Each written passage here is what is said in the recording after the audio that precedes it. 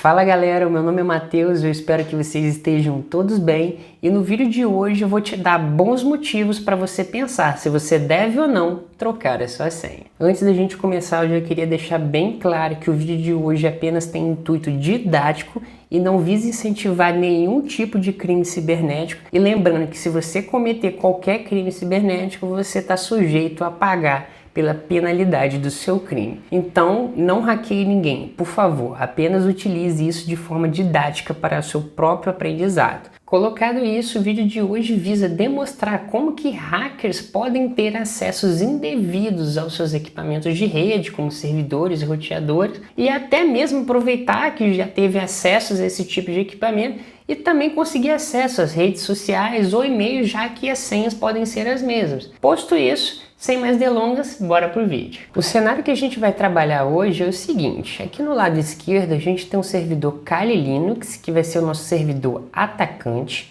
É a partir dele que a gente vai fazer todos os ataques de hoje. E do lado direito aqui da topologia a gente tem um roteador MikroTik, que ele está aqui no meu lado da mancada. Então a gente vai fazer o ataque em cima desse MikroTik, mas você pode substituir ele por um servidor Linux, um roteador TP-Link caseiro, uma ONU, qualquer que seja esse alvo. A ideia apenas é demonstrar esse tipo de ataque na prática. Como que a gente poderia, por exemplo, hackear essa senha desse MikroTik? A gente pode fazer uma tentativa e erro, como por exemplo, a gente pode fazer um acesso SSH, então SSH. Eu sei que diversos dispositivos de rede têm, por exemplo, login admin, e o MikroTik não é uma exceção a eles. A gente pode começar aqui como login admin, às vezes esse login está habilitado, 10.10.98.3, que é o IP do nosso alvo, e a gente tenta fazer esse ataque. Ele puxa a senha aqui. Então, nesse momento, eu posso tentar adivinhar a senha do meu alvo. Eu posso, sei lá, colocar admin, vocês viram que deu erro. Eu posso colocar sem senha, também deu erro. Sei lá, 1, 2, 3, 4, 5, 6, 7, 8, também deu erro. Posso tentar novamente e ficar tentando sucessivas vezes até alguma surtir efeito. Então isso não seria muito prático do ponto de vista de produtividade, desse ataque ser produtivo. Então os hackers, eles automatizam esse processo, de adivinhação. Esse tipo de ataque é chamado de força bruta. Então eles pegam uma lista, por exemplo, de diversas senhas que são bastante conhecidas ou muito comuns de serem utilizadas na internet, e a partir dessas senhas eles fazem um ataque baseado nessas senhas 1 a 1. Então a primeira senha lá tá password, a segunda senha tá 1, 2, 3, 4, eles fazem esse ataque baseado nessas listas de senhas comuns. Aqui no Kali Linux ele tem uma lista de senha que já vem instalada por padrão na biblioteca dele. Como que a gente acessa essa lista? Vamos dar uma olhadinha. A gente vai vir aqui no diretório cd, usr, né? Share word list. Dentro desse diretório a gente tem aqui um arquivo que se chama rocku.txt. Esse arquivo, por padrão, ele vem zipado quando você instala o Kali Linux, primeira vez que você sobe ele. Eu já deszipei esse arquivo, mas você pode simplesmente vir aqui e deszipá-lo com esse comando que eu vou deixar aqui para você. Eu não vou apertar Enter porque eu já fiz isso anteriormente, mas basta você digitar esse comando, apertar Enter, que o arquivo vai ficar dessa forma aqui, como você está vendo. E o que contém aqui dentro desse arquivo? A gente pode dar aqui um cat rocku. Como vocês podem ver, deixa eu dar uma parada aqui, senão vai ficar rodando infinito. Ele possui diversas senhas aqui que são bastante comuns de serem utilizadas na internet. Lembrando que essa biblioteca que a gente tem é uma biblioteca padrão do Kali. Um hacker mais profissional, por exemplo, ele teria diversas listas dessas daqui, de sites vazados, de listas que ele mesmo desenvolve, esse tipo de coisa. Vamos tentar basear nessa lista da internet, tentar fazer esse acesso no nosso MikroTik aí, automatizando esse processo de tentativa e erro, correto? Para a gente automatizar esse processo, a gente utiliza um comando no Linux aqui que a gente chama de Hydra. O Hydra, se a gente der um help aqui nele, como que a gente vai utilizar ele? Ó? O parâmetro "-l" indica que o login, por exemplo, então quando a gente quiser padronizar o login, a gente vai tentar com o login admin. Então a gente vai colocar "-l", admin, né? A gente vai ter aqui também o "-p" maiúsculo, que indica o file, ou seja, o arquivo que vamos tentar puxar essas senhas aí. Para a gente utilizar então o comando Hydra, eu vou vir aqui sudo Hydra, vou dar um "-l" e vou colocar admin. Vamos tentar o usuário admin aqui no nosso MikroTik e o "-p" para puxar o arquivo do rocku.txt. E o tipo de acesso, como é uma MikroTik, a gente pode tentar aqui SSH, o inbox, HTTP, vai depender do tipo de acesso que você tem no dispositivo que você está tentando fazer o ataque. Lembrando que isso é apenas um laboratório e um ambiente de demonstração, tá, galera? Então a gente tem mais informações do que numa vida real, vamos falar assim. Então vou colocar o SSH aqui, 10.10.98.3. Lembrando que eu configurei no meu MikroTik a senha password, ela vai aparecer aqui do lado para você. Essa senha password com zerinho ali foi a senha que eu configurei anteriormente para o nosso laboratório e vamos ver se o nosso Kali Linux vai conseguir decifrar essa senha apenas com um ataque de força bruta. Lembrando que esse ataque é uma tentativa e erro baseado naquela lista que eu mostrei para vocês. Essa lista aqui ele vai puxar o usuário admin, vai tentar um a um ali dessa lista, tá bom? Vamos ver o ataque acontecendo. E bora lá. Ops, pediu aqui a senha, então beleza. Vai começar o ataque no nosso alvo. Então a gente consegue ver aqui que ele já está fazendo um ataque no nosso MikroTik. Vamos aguardar ele finalizar esse ataque. 2000 anos depois. Como vocês podem ver aqui, o nosso Kali conseguiu identificar a senha que a gente colocou no MikroTik. Apenas com um ataque simples de força bruta, ele conseguiu identificar essa senha. Embora ele tenha demorado em torno de uns 9 minutos para conseguir identificar essa senha, um equipamento, um computador muito mais robusto e potente identificaria isso em questão de segundos, se fosse uma senha fácil desse nível. A gente pode também personalizar a nossa senha, criar listas personalizadas para que a gente possa fazer um ataque mais direcionado, mais específico nesse alvo. Vou limpar aqui a nossa tela para ficar mais bonita e vamos criar esse novo arquivo. Então vou criar aqui um sudo nano MikroTik password.txt e a gente vai criar esse arquivo. Dentro desse arquivo eu vou colocar todas as minhas senhas personalizadas para o nosso alvo. Eu vou copiar aqui na minha colinha, vou colar aqui.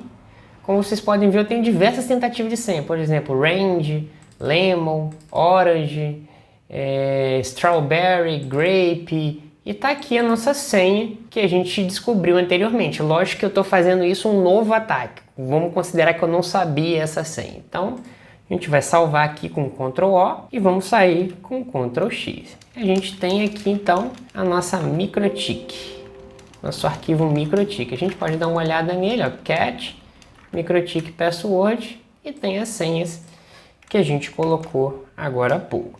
Vamos fazer um novo ataque, então sudo Hydra, -l admin, -p, e a gente vai colocar aqui MikroTik password.txt, SSH e o IP do nosso alvo. Lembrando que eu também poderia criar aqui uma lista para usuários e fazer essa combinação de usuários e listas de passwords, tá? Nesse caso aqui eu estou apenas considerando o usuário admin. Vamos tentar fazer um ataque novamente e vamos aguardar a finalização do ataque. Podem ver que eu tenho apenas meia dúzia de senhas aqui, então possivelmente o nosso ataque ele vai ser muito mais rápido que o ataque anterior. Vamos aguardar um pouquinho e voilá! Ele já identificou a nossa senha como password novamente. O problema desse tipo de ataque é que você fazendo tentativa e erro diversas vezes, os firewalls, os IPS, até os sistemas de autenticação vão identificar que você está tentando fazer um ataque, principalmente sistemas mais modernos. Então isso não é uma forma também muito efetiva de você fazer um tipo desse de ataque. E qual que seria essa forma mais efetiva então? Para ter mais efetividade no ataque, muitos hackers mudam a abordagem desse ataque. Em qual sentido? Ao invés deles atacarem diretamente o alvo, eles atacam diretamente a senha do alvo. Em qual sentido? Primeiro, a gente precisa entender como que as senhas são armazenadas. Quando um desenvolvedor está criando um aplicativo, um sistema para alguma empresa, ele tem que se preocupar em como que ele vai armazenar a senha daqueles aplicativos. Por quê? Se ele armazenar aquilo em clear text ou texto limpo, qualquer pessoa que vai acessar o banco de dados dele pode ver a senha dos usuários. Então, eles utilizam um método chamado de função de hashing, que é a ideia de criptografar aquelas senhas. Então, ele pega a senha de um usuário, ele pega lá a senha nossa, por exemplo, password, passa por uma função de hash, ou seja, ele criptografa aquela senha utilizando algoritmos de criptografia, e a saída, ou seja, o resultado disso é uma senha toda bagunçada por um algoritmo de criptografia. E esses algoritmos de criptografia, uns, é claro, são mais seguros do que os outros. Por exemplo, um algoritmo que era seguro antigamente foi um dos pioneiros, que é o MD5. Hoje em dia ele não é mais recomendável para você fazer essa segurança de senha. Porque hoje a gente já tem ferramentas que decriptografam esse tipo de algoritmo muito facilmente, que é o que a gente vai mostrar no laboratório de hoje. Apenas para a gente exemplificar, eu abri aqui um site que ele é um gerador de MD5. Então seria para exemplificar como que um desenvolvedor faria para criptografar a sua senha no momento que ele ia colocar a sua senha num banco de dados. Por exemplo, se eu criei lá uma senha como admin, e se o desenvolvedor tivesse utilizado o hash de MD5, a minha senha lá no banco de dados dele ficaria dessa forma. Se ele utilizasse, por exemplo, um hash de SHA-1, SHA-1, ficaria dessa forma. Como a gente fez o save da senha em password, desta forma aqui, então lá no banco de dados do nosso servidor, lá do banco de dados do desenvolvedor, vai ficar dessa forma aqui, a senha password. Então qual é o problema disso? Existem vários aplicativos, isso já não é novidade para a gente, aplicativos, sites, e-mails que tiveram seus servidores vazados junto com senhas e usuários de pessoas que utilizavam aquele serviço. Caso algum deles estivesse utilizando, por exemplo, uma criptografia MD5, o hacker teria acesso ao seu usuário e a sua senha criptografada. Então, o nosso hacker de hoje tem acesso ao login admin e também tem acesso a esse hashing aqui. E a partir desse hashing, a gente vai craquear ele para poder obter a senha real, que é password. Então, a gente vai fazer o caminho inverso do algoritmo de MD5. Porque no momento lá que os dados são vazados, é claro que ele não vai ter acesso, por exemplo, ao password. Porém, ele vai ter acesso ao hash e a gente consegue fazer um cracking desse hash para poder descobrir a senha. Então, como a gente tem acesso então ao hash, eu vou copiar aqui e botar aqui na minha colinha. Vou voltar lá no Kali e a gente vai tentar fazer esse ataque agora baseado no cracking desse hash. Para isso, eu vou criar um arquivo chamado hashes. Eu vou sair aqui e vou criar um arquivo chamado hash. Então, sudo nano hashes.txt. Ele me pediu a senha aqui. Eu vou copiar aqui o meu hash de MD5. Vou deixar bonitinho aqui. Ctrl O, salvar o arquivo e sair. Então a gente pode ver que agora eu tenho o meu arquivo hashes aqui. Feito isso, ao invés de a gente utilizar o comando de Hydra, agora a gente vai utilizar um outro comando aqui do Kali, que é o hashcat. Então, sudo hashcat. E o hashcat, se a gente dar um help aqui nele, se eu dar um hashcat help, ele vai demonstrar diversos parâmetros aqui, como que você utiliza o hashcat. Você pode dar uma olhadinha na documentação dele também, mas o que a gente vai demonstrar aqui é um exemplo básico apenas do uso do hashcat. Então vamos lá, sudo hashcat, e aqui eu vou usar o primeiro parâmetro "-a". O "-a", vocês podem consultar depois aqui, ele vem desse parâmetro aqui, ó, "-a". Vamos dar uma olhadinha aqui, ó, "-a", o tipo de ataque. Então, o tipo de ataque, ou ataque mode, a gente pode dar uma olhadinha logo embaixo aqui, o "-a". Qual que vai ser o ataque mode aqui? Então, a gente pode ter diversos tipos de ataque mode, por exemplo, o straight, o combination, o brute force, e assim sucessivamente, ou híbridos, né? Então, você pode dar uma lida aqui, porque falar de cada tipo de ataque exigiria, por exemplo, uma aula separada só para isso. Então, a gente vai utilizar o 0 aqui, mas você pode dar uma lidinha ali na documentação do hashcat, que ele demonstra muito bem como que você pode utilizar esses parâmetros. Temos também o parâmetro "-m". Se a gente voltar lá em cima no parâmetro "-m", o que significa ele? Ó, o "-m", ó, hash type, e a gente pode dar uma olhada em qual tipo de hash type que a gente vai usar. Por exemplo, se eu quero fazer um hash type, um cracking de um hash de MD5, eu, por exemplo, vou usar um 0. Se eu fosse utilizar um cracking lá do SHA-1, eu tinha que botar aqui -M, 100. Se eu fosse usar, sei lá, vamos procurar aqui um pouco mais embaixo aqui, para Cisco, acho que tem para Cisco aqui, ó, Cisco ASA, se tiver Cisco iOS. Então, se a gente estiver tentando fazer um hashcat desses tipos de plataformas, o hashcat já tem disponível para você. Como a gente fez aqui em MD5, eu vou ter que setar aqui o parâmetro 0. Mas na documentação também do hashcat demonstra diversas formas de você descobrir isso e poder fazer um ataque mais efetivo. Um ataque que eu falo, tá, galera, é uma demonstração, tá? Não que você vai fazer isso para prejudicar uma pessoa. Por favor, não faça isso, tá? Então, o parâmetro de -M aqui eu vou utilizar o 0, porque eu sei que eu estou usando o MD5. Também temos o parâmetro de -O. O -O, ele indica aqui pra gente, ó, vamos dar uma olhada aqui novamente no resumo, ó, o -O, ele fala outfile. Então, qual que vai ser o arquivo que a gente vai ter a saída do hashcat? Então, eu vou botar aqui crack password.txt.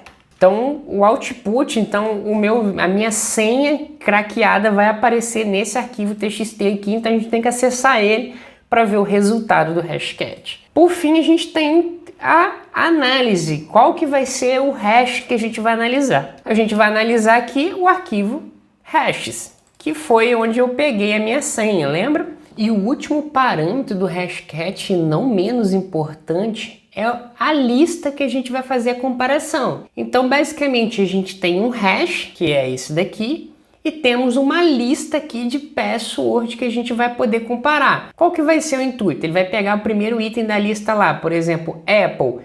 Ele vai pegar a Apple, fazer um hash lá, MD5, vai ter um resultado, vai comparar com o hash do que a gente tem. Opa, não foi compatível. Beleza, próxima senha. Pegou a próxima senha, por exemplo, laranja. Vai pegar a laranja, fazer o hash dela, ter o resultado do hash, comparar com o hash que a gente tem. Não é igual? Beleza, próximo passo. Pega o outro, vira hash, compara com o hash que a gente tem. Não é. Até chegar no password, ele gerar um MD5, ter um hash igual e ser compatível com o hash que a gente tem. Então é assim que o hashcat vai funcionar. Ele vai pegar um hash que a gente tem, vai pegar uma lista de password conhecido que a gente tem e vai fazer essa criptografia para ver se os hashes vão bater ou não. E dessa forma a gente consegue reter o resultado da senha no final desse processo. Então a gente vai usar a user share, vamos botar aqui a word list e a gente vai usar, por exemplo, a RockU. A gente poderia